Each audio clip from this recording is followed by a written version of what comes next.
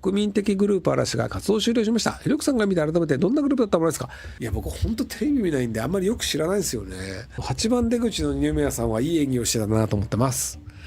X のポスト見した。ひろゆきさんは親の通夜より嵐のライブ派ですが、まず嵐のライブではないです。僕嵐そんなに興味もない知らないので。ただ僕にとって優先順位が親の通夜より優先するものはあると思います。例えば今日だけマイケル・ジャクソンが生き返りますっていうライブだったら、僕は生き返るマイケル・ジャクソンを見に行きますだってどうやって生き返るのか知らなくない？マイケル・ジャクソンは興味そんなないんだけど、でもマイケル・ジャクソンが生き返るんだよ生き返りますってマイケル・ジャクソンがブイーンって生き返ったらさ、それは目の前で見たいじゃんっていうので、人によって優先順位は違うので、例えばじゃあマイケル・ジャクソンなんかどうでもいいよって人がいるのは分かる。なのでマイケル・ジャクソンより親を優先する人はいるかもしれないけど、生き返る人は見たいから、生き返る人が見れるんだったら見に行きたいっていう価値観の違いだと思います。嵐のラストツアーの席が取れて、義理のお父さんが亡くなったのかな。なのでお通夜に行かなくて嵐のラストツアーに行きましたっていうのがあって、それが正しいのかどうか論争とかになったんですけど、僕は別にお通夜行かなくていいんじゃねって派閥なんですよ。例えばじゃあ義理のお父さんでも親族でもいいですけど、亡くなりましたって言って病院行って、お父さん死んじゃったみたいなのがあって、手続きとかあって、こっからじゃあお通夜が始まりますっていうので、喪主の人が別にいるんだったら、じゃああとよろしくって僕はいいと思ってるんですよ。自分が喪主だったらだけね、肉親との最後の時間を大事にしないのかとかって言うんですけど、いやお通夜という宗教儀式じゃなくても別にその時間を自分が満足する時間やれば十分じゃねって思ってて、お通夜に行かないと個人との時間が費やせないみたいな、なんかよくわかんない理論を言われると知ったこっちゃねえやって。実の父だっけ、実の父でも僕の中で一緒なんですけど、自分自身が死ぬ前に病院に行って、じゃあ多少喋ってで死にましたって言って、死んだ後にいろいろ悲しかったねで自分の中ですっきりしてれば別に僕はそれでいいと思うんですよね。なのでそこがじゃあそのお通夜には出るべきであるとか、お通夜で他の人が来た時に受け入れる仕事をすべきであるとかっていうのは、僕はそれは価値観の問題だと思っていて、本人が決めればいいんじゃねって思うんですよね。これ価値観の問題だよねって言ってるのって、宗教が違う人にとっては何の意味もない議論なんですよ。お通夜のない宗教もあるんですよ。告別式がメインですっていう。そしたら お通夜自体そもそもみんなやんないじゃん。でもみんなやんないけど別にそれがなんか無礼だ、個人に対するリスペクトが足りないとかならないんですよ。だって別にお通夜なんか誰もやらないもんっていう文化なので、お通夜が大事だと思うかどうかというのも文化だったり人の考え方だったりするんですよね。なので僕はそのお通夜が超大事だと思う人であればお通夜やればいいと思うんですよ。お通夜超大事だからやりたいです、どうぞどうぞどうぞ。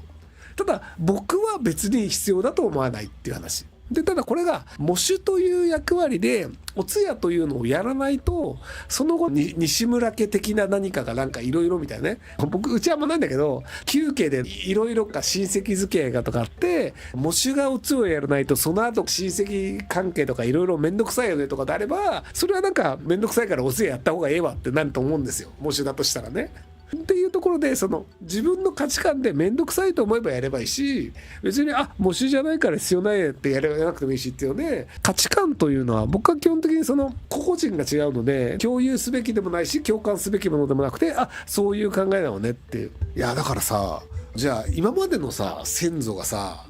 アフリカにいた猿のご先祖様からさ、ヨーロッパを渡ってアジアを通ってさ、多分日本に来てると思うんだけどさ、この間のさお通夜をやった割合ってどれぐらいだと思う？多分ね、ヨーロッパとかアジアとかの間は多分お通夜やってなくて、日本でもねお通夜とか始まったのって多分仏教伝来以降だから、空海とか帰ってきた後だよね。だから遣唐使とかだから、なんだっけ遣唐使の名前教えちゃった。だから西暦400年、多分それぐらいから1600年間ぐらいの間にお通夜的な文化が多分日本の中で生まれたと思うんだよね。人類ってね10万年の歴史って言われてて、白紙に戻そう遣唐使正解。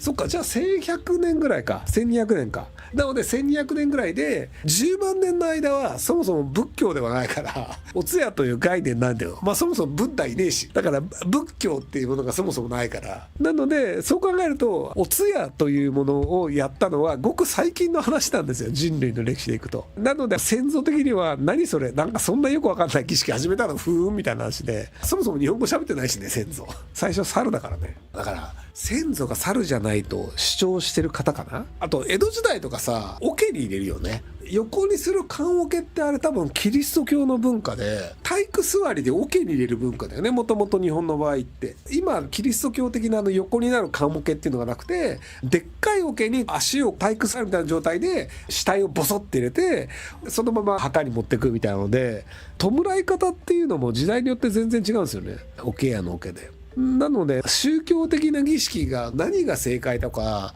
弔い方は何が正解かというのが、僕はなんかそもそもあなたはそう思うんですね。で例えばじゃあキリスト教だったらこの弔い方が正しいんだとか、じゃあゾラスター教だったらこの扱い方が正しいんだとか、その人たちはそう思われるのですねっていうのであって、何か絶対的に正しいっていうのはどうなのって思うんですけど、死体を焼くというのはそもそも日本はない文化なんですよね。明治以降ですよね。死体を必ず焼かなければならないっていうのは明治に火葬しなければならないっていう法律ができてなったんですけど、もともとやっぱりその天国に行くので燃やしちゃうとかだと苦しむから、普通に土に埋めて、その土の中でだんだん肥料になって、その上でこう桜の花が咲くとかというのがもともと日本の文化で、土葬の文化だった明治以前の人たちから見ると、お前何親燃やしてんのって怒られると思うんですよねっていう感じだったりするので、宗教的なものの何が正しいかというのは状況次第なので、絶対的にこうだよねとかっていうものではないので、そこにこだわりたい人がいるんだったら別にこだわってどうぞだと思うんですけど、こだわらない人もいるよというのを理解していただければ。ジャニーズは今後どうなると思いますか？崩壊すると思います。無理でしょ。長期的に見て、まず今回の僕が無理でしょ崩壊するでしょっていうのは、実はそのジャニーズがなぜ優れた事務所だったかっていうのが、根本的にはジャニーズジュニアという組織があったからなんですよ。ジャニーズジュニアという組織っていうのが、若いうちに寮に入れて礼儀作法やダンスや歌を教えて、で徹底的にジャニーズとしての立ち居振る舞いを教え込むという歌舞伎感があるからなんですよ。プロ野球が1軍がなぜ成立してるかというと、2軍があるから成立するんですよ。すでに売れるやつを集めようぜっていうのをやっちゃうと、既存の芸能事務所と変わんないんですよ。なので、すでに売れるやつって集まったとしても、とっとと他の事務所に移籍したりとかいなくなっちゃうんですけど、ジャニーズは最初から育成するというのが強かったんですよ。宝塚みたいだなっていうのが正解なんですけど、ジャニーさんの何がすごいって、売れる子供が見抜けるんですよ。いろんな子供が芸能行きたいですっていうので、劇団ひまわりとかいろんなところで子役とかっていうのを集めてるんですけど、その中で本当に売れる人って100人に1人もいないんですよね。でもジャニーさんは売れる人を見抜くんですよ。その子が実際ジャニーズで育てて10年後とかに本当に売れるんですよ。なんかの記事で見たんですけど、ジャニーズジュニア的なところに入るところのオーディションみたいなのを見に行った人がいて、でジャニーさんにこの子売れるって言われて、お前どれ売れると思うって言われて、じゃあこの子かなみたいなこと言って、結局ジャニーさんが売れるって言った子は本当に売れたんですよ。でこの子かなって言った人はあんまり売れなかったんですよね。一応ジャニーズ事務所に入ったんですけど、っていうので子供を見てそいつが売れるかどうかを見抜く能力っていう、ジャニーさんのその天才的な能力があるから、ジャニーズ事務所っていうのはジャニーズジュニアというところである程度優秀な子が生まれて、そこでジャニーズとしてデビューするっていうのがなっちゃったんですけど、ジャニーさんが自分は見抜く能力があるというところでジャニーズジュニアを任せたのが滝沢さんなんですよね。今のジャニーズ事務所のジュリーさんだったりメリーさんだったりという人は、ジュニアを育てる能力がないというのが多分ジャニーさん分かったんだと思うんですよね。滝沢さんはジュニアを育てる能力があるというのを見抜いて、でそれを任せましたと。滝沢さんが育てたグループもやっぱりうまくいったんですよね。なので滝沢さんすげーって話なんですけど、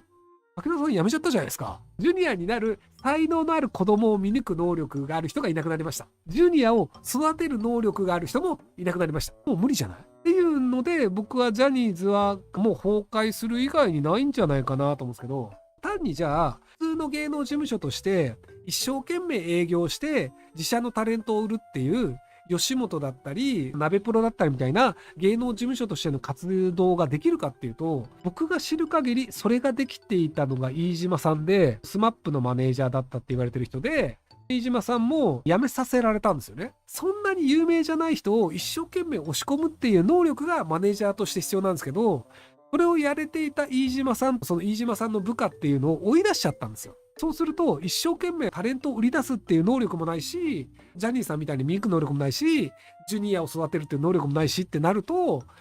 ジャニーズ事務所って過去の遺産で食うしかないよねっていうので、今所属している人は全然仕事あると思うんですよ。木村拓哉さんとかは全然やってくれると思うんですけど、キムタクさんだけ残ったジャニーズになるのかな。で、嵐も解散したけど、ジャニーズは職してるのかっていう感じで、その中堅どころは残るけど、そっからはなかなか難しいよねってなるので、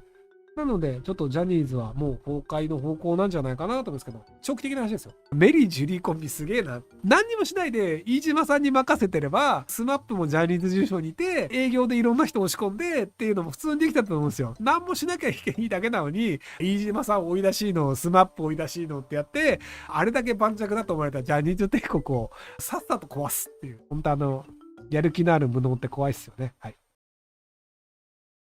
ご視聴ありがとうございます。今回の動画はこちらからの切り抜きになります。ひろゆき LINE スタンプ好評発売中です。概要欄に購入リンクがあるので、そちらから購入できます。よろしくお願いします。